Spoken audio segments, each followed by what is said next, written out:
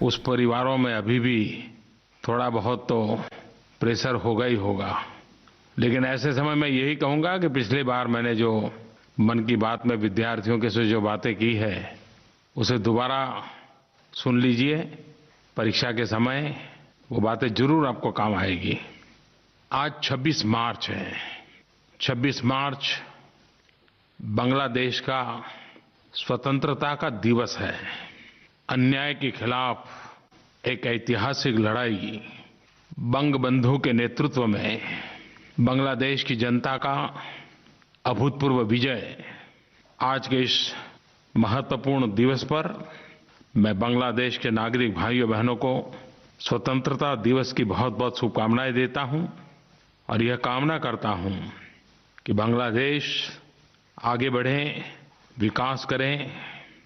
और बांग्लादेश वासियों से भी मैं विश्वास दिलाता हूं कि भारत बांग्लादेश का एक मजबूत साथी है, एक अच्छा मित्र है और हम कंधे से कंधा मिला करके इस पूरे क्षेत्र के अंदर शांति, सुरक्षा और विकास में अपना योगदान देते रहेंगे।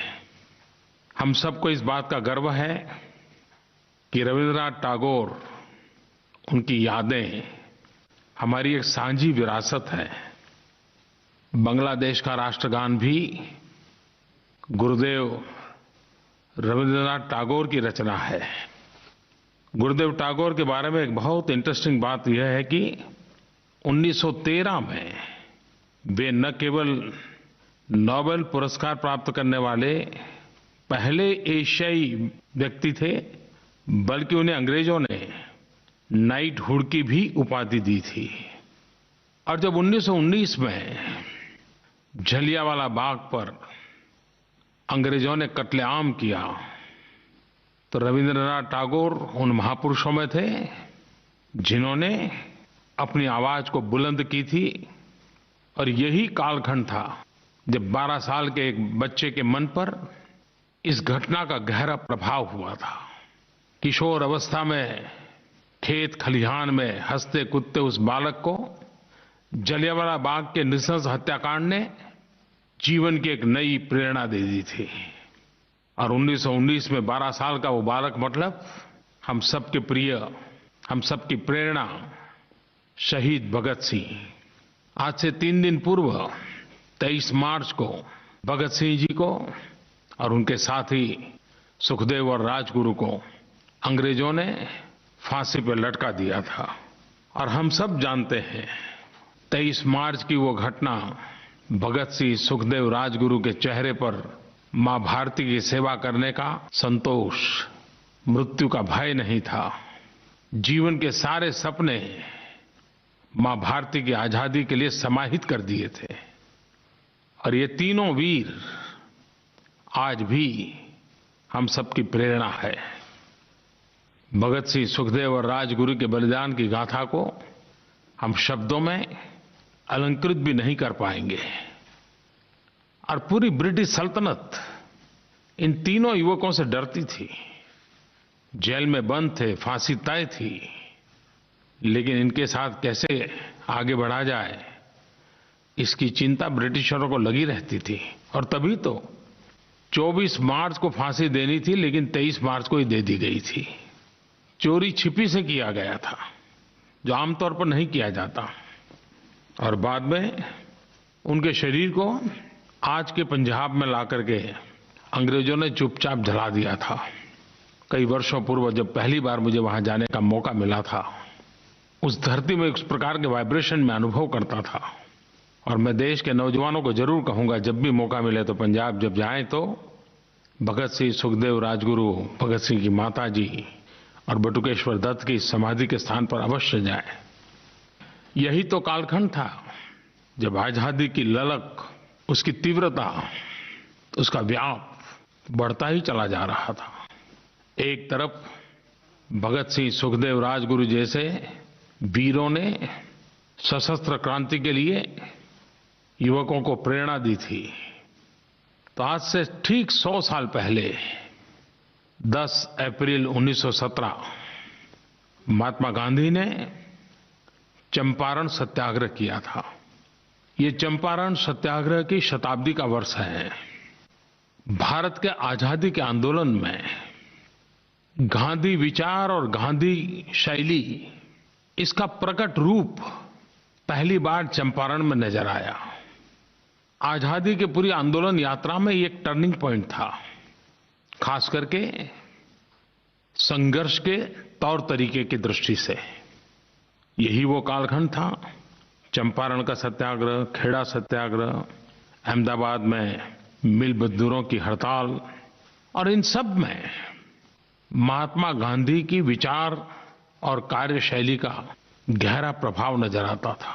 1915 में गांधी विदेश से वापस आए और 1917 में बिहार के छोटे से गांव में जाकर के उन्होंने देश को नई प्रेरणा दी।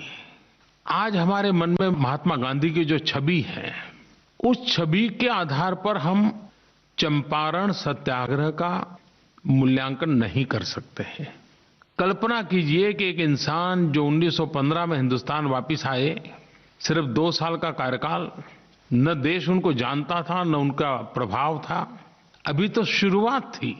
उस समय उनको कितना कष्ट झेलना पड़ा होगा, कितनी मेहनत करनी पड़ी होगी, इसका हम अंदाज कर सकते हैं। और चंपारण सत्याग्रह ऐसा था कि जिसमें महात्मा गांधी के संगठन कौशल्य, महात्मा गांधी की भारतीय समाज के नब्ज को जानने की शक्ति, महात्मा गांधी अपने व्यवहार से अंग्रेज सल्तनत के सामने गरीब से गरीब, अनपढ़ से अनपढ़ व्यक्ति को संघर्ष के लिए संगठित करना, प्रेरित करना, संघर्ष के लिए मैदान में लाना, ये अद्भुत शक्ति के दर्शन कराता है। और इसलिए जिस रूप में हम महात्मा गांधी के विराट का को अनुभव करते हैं, लेकिन अगर 100 साल पहले के गांधी को सोचें, उस चंपारण सत्याग्रह वाले गांधी को, तो सार्वजनिक जीवन की शुरुआत करने वाले किसी भी व्यक्ति के लिए चंपारण सत्याग्रह एक बहुत ही अध्ययन का विषय है।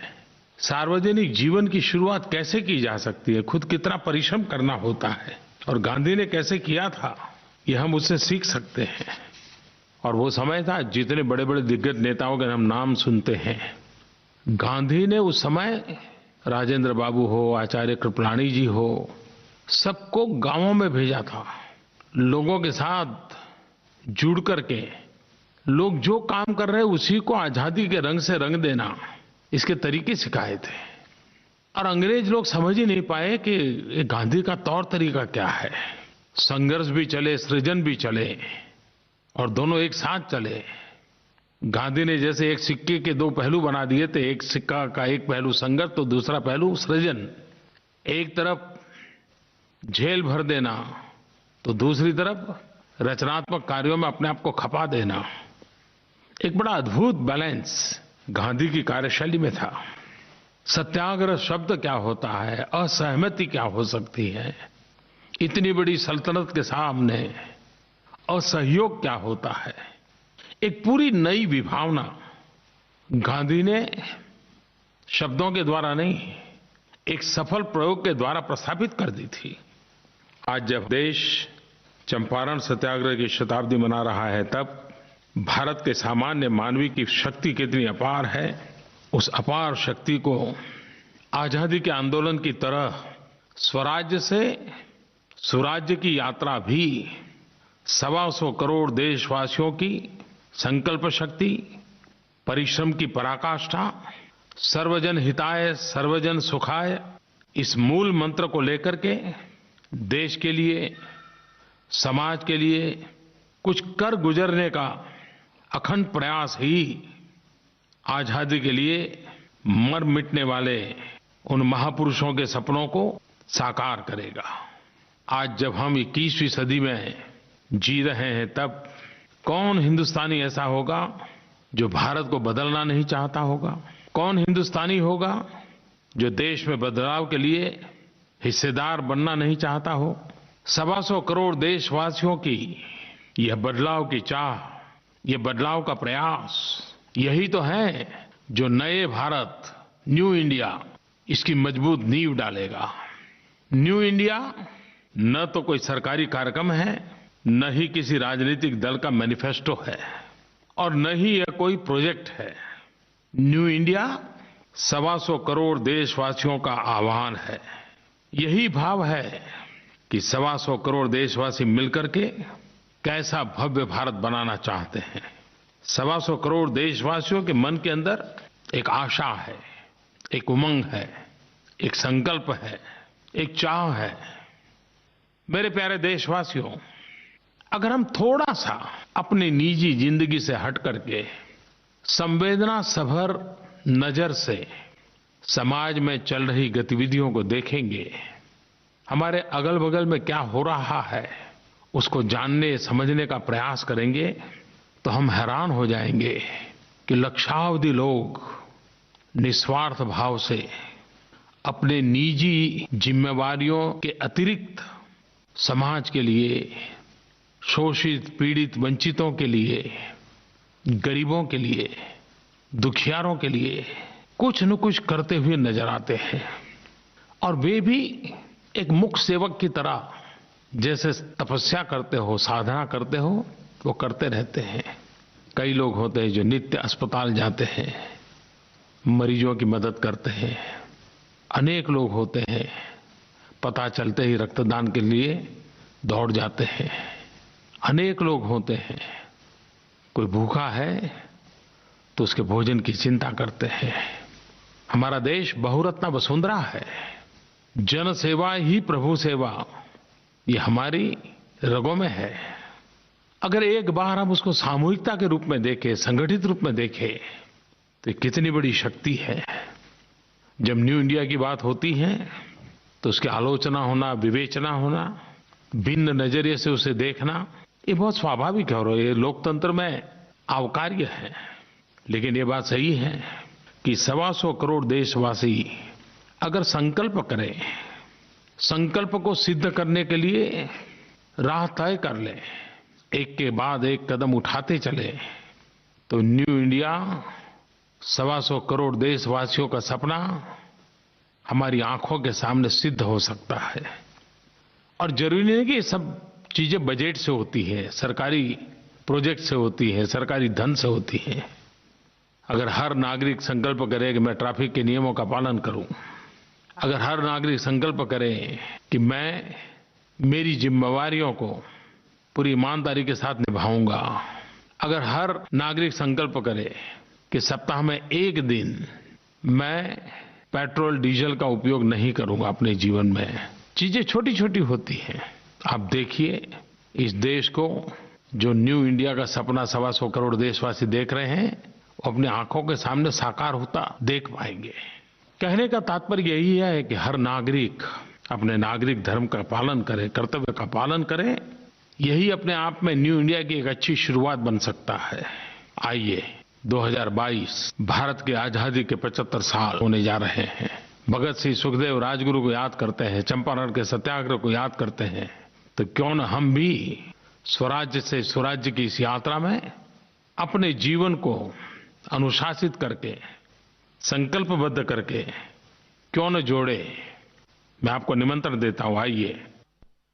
मेरे प्यारे देशवासियों, मैं आज आपका आभार भी व्यक्त करना चाहता हूं।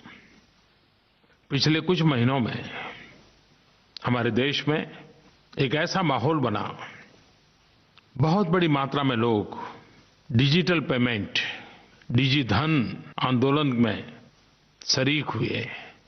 बिना नकद कैसे लेन देन की जा सकती है, उसकी जिज्ञासा भी बढ़ी है। गरीब से गरीब भी सीखने का प्रयास कर रहा है और धीरे धीरे लोग भी बिना नकद कारोबार कैसे करना, उसकी ओर आगे बढ़ रहे हैं।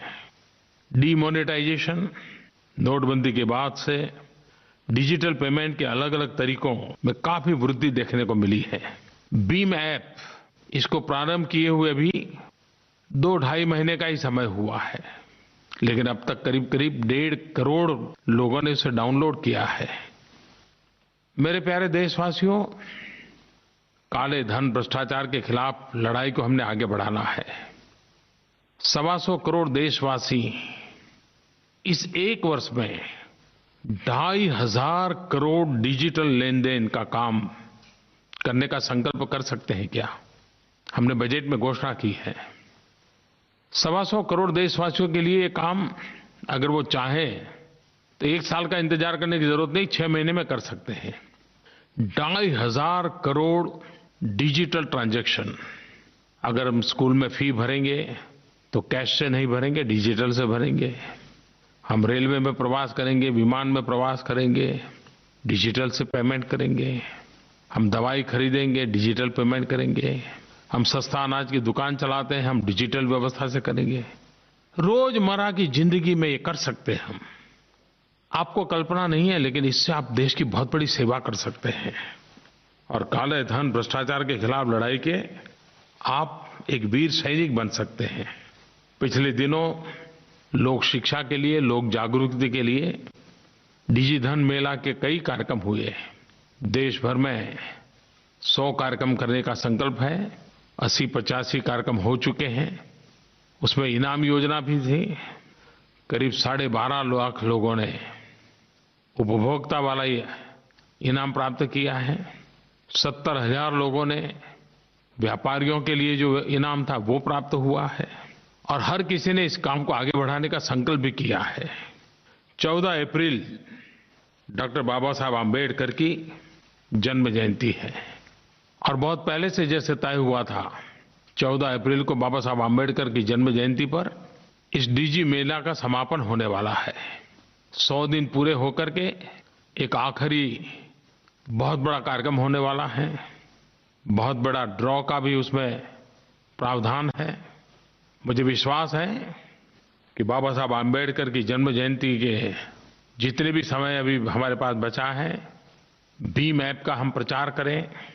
नकद कम हो कैसे हो, नोटों का व्यवहार कम कैसे हो, उसमें हम अपना योगदान दें। मेरे प्यारे देशवासियों, मुझे खुशी है कि मुझे हर बार जब भी मन की बात के लिए लोगों से सुझाव मांगता हूं, अनेक अनेक प्रकार के सुझाव आते हैं। लेकिन ये मैंने देखा है कि स्वच्छता के विषय में हर बार आग्रह रहता ही रहता है। मुझे देहरादून से गायत्री नाम की एक बिटिया ने, जो कि 11वीं की छात्रा है, उसने फोन करके एक मैसेज भेजा है। आदरणीय प्रधानाचार्य प्रधानमंत्री जी, आपको मेरा सादर प्रणाम। सबसे पहले तो आपको बहुत बधाइयाँ कि आप इस चुनाव में आपने भारी मतों से विजय हासिल की है। मैं आपसे अपने मन की बात करना चाहती हूँ। मैं कहना चाहती हूँ कि लोगों को यह समझाना होगा कि स्वच्छता कितनी जरूरी है। मैं रोज उस नदी से होकर जाती हूँ जिसमें लोग बहुत सा कूड़ा करकट भी डालते हैं और नदियों को दूषित करते हैं। वह नदी रिस्पना पुल से होते हुए आती है और मेरे घर तक भी आती है। इस नदी के लिए हमने बस्तियों में जाकर रैली भी निकाली और लोगों से बातचीत भी की, परंतु उसका कुछ फायदा न हुआ। मैं आपसे ये कहना चाहती हूँ कि अपनी एक टीम भेजकर या फिर न्यूज़पेपर के माध्यम से इस बात को उजागर किया जाए। धन्यवाद। देखिए भाइयों बहनों, 11वीं कक्षा की एक बेटी के कितनी पीड़ा है। उस नदी में कूड़ा कचरा देख करके उसको कितना गुस्सा आ रहा है। मैं इसे अच्छी निशानी मानता हूँ। मैं यही तो चाहता हूँ, 125 करोड़ देशवासियों के मन में गंदगी के प्रति गुस्सा पैदा हो। एक बार गुस्सा पैदा होगा, नाराजगी पैदा होगी, उसके प्रति रोष पैदा होगा, हम ही गंदगी के खिलाफ कुछ न कुछ करने लग जाएंगे। और अच्छी बात है कि गायत्री स्वयं अपना गुस्सा भी प्रकट कर रही है, मुझे सुझाव भी दे रही है, लेकिन साथ साथ खुद ये भी कह रही है कि उसने काफी प्रयास किए लेकिन विफलता मिली। जब से स्वच्छता का आंदोलन की शुरुआत हुई है, जागरूकता आई है। हर कोई उसमें सकारात्मक रूप से जुड़ता चला गया है। उसने एक आंदोलन का रूप भी लिया है। गंदगी के प्रति नफरत भी बढ़ती चली जा रही है। जागरूकता हो, सक्रिय भागीदारी हो, आंदोलन हो, इसका अपना महत्व है ही है। लेकिन स्वच्छता आंदोलन से ज्यादा आदत से जुड़ी हुई होती है। यह आंदोलन आदत बदलने का आंदोलन है। यह आंदोलन स्वच्छता की आदत पैदा करने का आंदोलन है। आंदोलन सामूहिक रूप से हो सकता है। काम कठिन है लेकिन करना है। मुझे विश्वास है कि देश की नई पीढ़ी में, बालकों में, विद्यार्थियों में, युवकों में ये जो भाव जगा है, ये अपने आप में अच्छे परिणाम की संकेत देता है। आज के मेरी मन की बात में गायत्री की बात जो भी सुन रहे हैं, मैं सारे देशवासियों को कहूंगा कि गायत्री का संदेश हम सबके लिए संदेश बनना चाहिए। मेरे प्यारे देशवासियों, जब से मैं मन की बात कार्यक्रम को कर रहा हूं, प्रारंभ से ही एक बात पर कई सुझाव मुझे मिलते रहे हैं और वो ज्यादातर लोगों ने चिंता जताई है फूड वेस्टेज के संबंध में। हम जानते हैं कि हम परिवार में भी और सामूहिक भोजन समारोह में भी जरूरत से ज्यादा प्लेट में ले लेते हैं। जितनी चीजें दिखाई दे सब सारी की सारी प्लेट में भर देते हैं और फिर खा नहीं पाते हैं। जितना प्लेट में भरते हैं उससे आधा भी पेट में नहीं भरते हैं और फिर वहीं छोड़ के निकल जाते हैं। आपने कभी सोचा है कि हम जो ये जूठन छोड़ देते हैं उससे हम कितनी बर्बादी करते हैं? क्या कभी सोचा है कि अगर जूठन न छोड़े तो ये कितने गरीबों का पेट भर सकता है? ये विषय ऐसा नहीं है कि जो समझाना पड़े। वैसे हमारे परिवार में छोटे बालकों को जब मां परोसती है तो कहती है कि बेटा जितना खा सकते हो उतना ही लो। कुछ न कुछ तो प्रयास होता रहता है, लेकिन फिर भी इस विषय पर उदासीनता एक समाज द्रोह है, गरीबों के साथ अन्याय है। दूसरा, अगर बचत होगी तो परिवार का भी तो आर्थिक लाभ है। समाज के लिए सोचे अच्छी बात है, लेकिन ये विषय ऐसा है कि परिवार का भी लाभ है। मैं इस विषय पर ज्यादा आग्रह नहीं कर रहा हूं, लेकिन मैं चाहूंगा कि ये जागरूकता बढ़नी चाहिए। मैं कुछ युवकों को तो जानता हूं कि जो इस प्रकार के आंदोलन चलाते हैं, उन्होंने मोबाइल ऐप बनाए हैं और कहीं पर भी इस प्रकार की जूठन पड़ी है तो लोग बुलाते हैं, बोलते सब इकट्ठा करते हैं और उसका सदुपयोग करते हैं, मेहनत करते हैं और हमारे देश के नौजवान करते हैं। हिंदुस्तान के हर राज्य में कहीं न कहीं आपको ऐसे लोग मिलेंगे। उनका जीवन भी हम लोगों को प्रेरणा दे सकते हैं कि हम जूठन न करें, हम उतना ही लें जितना खाना है। देखिए, बदलाव के लिए यही तो रास्ते होते हैं। और जो लोग शरीर स्वास्थ्य के संबंध में जागरूक होते हैं वो तो हमेशा कहते हैं पेट भी थोड़ा खाली रखो, प्लेट भी थोड़ी खाली रखो।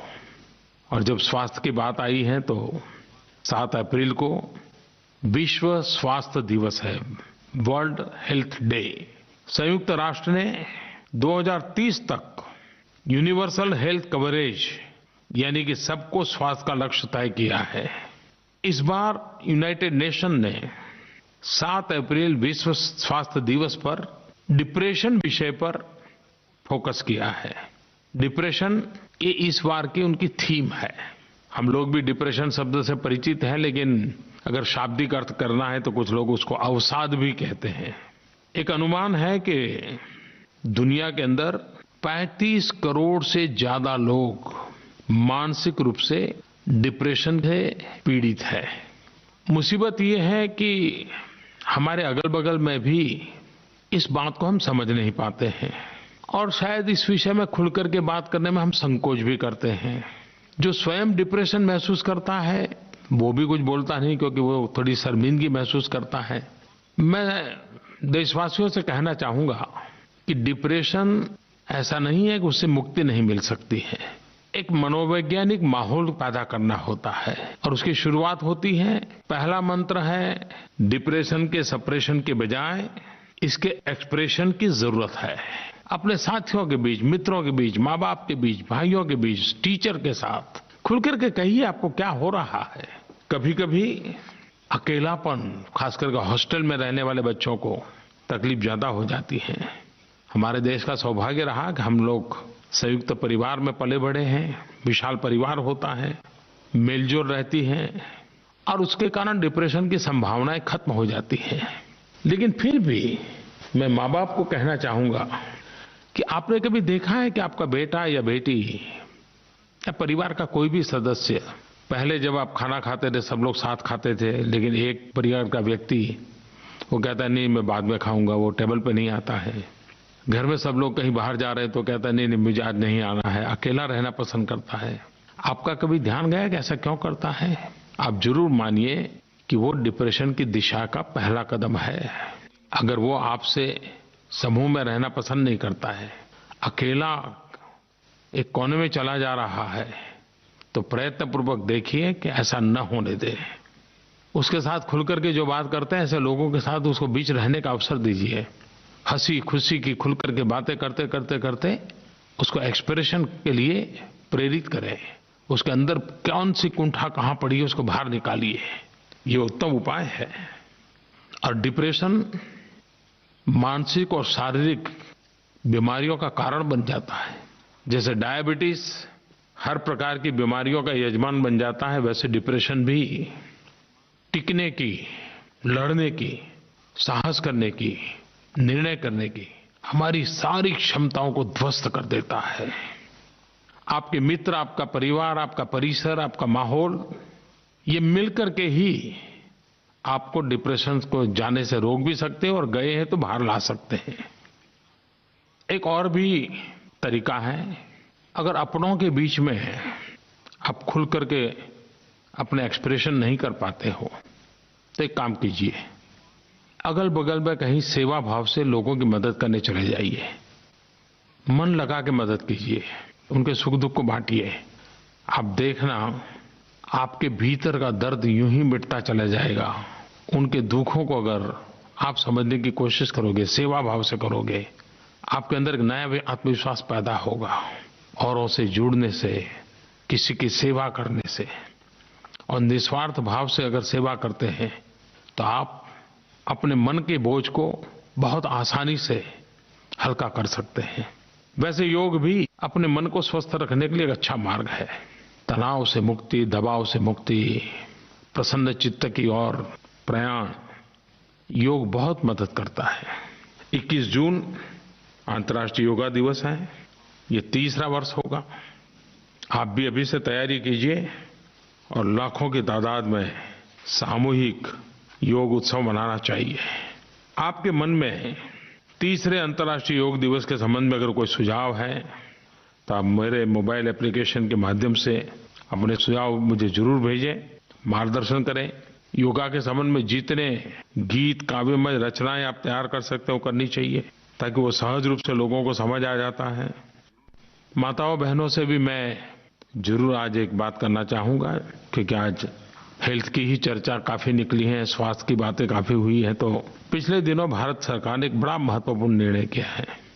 हमारे देश में जो वर्किंग क्लास विमेन है, कामकाजी वर्ग में जो हमारी महिलाएं हैं, और दिनों दिन उनकी संख्या भी बढ़ रही है, उनकी भागीदारी बढ़ रही है और ये स्वागत योग्य है।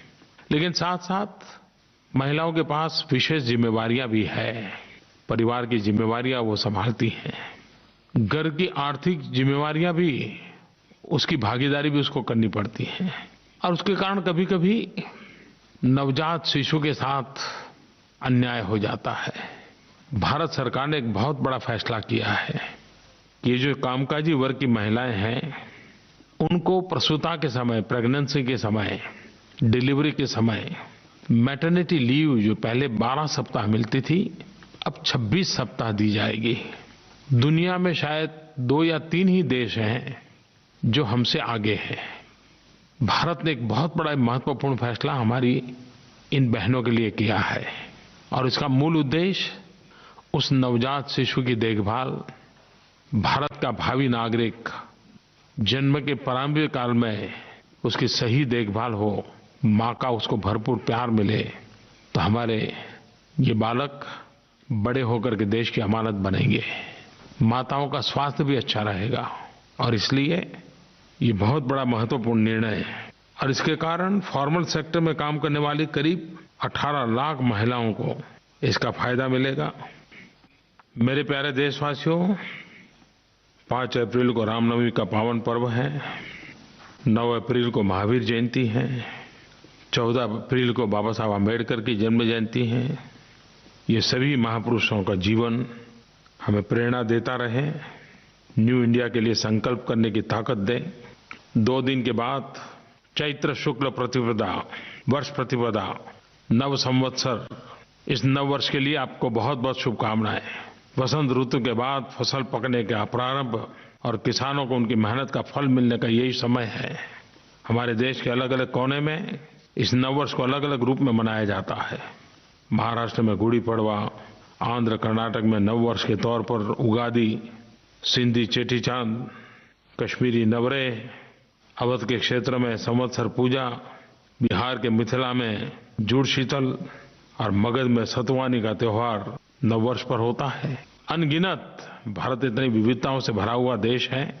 आपको भी इस नव वर्ष की मेरी तरफ से बहुत बहुत शुभकामनाएं। बहुत बहुत धन्यवाद।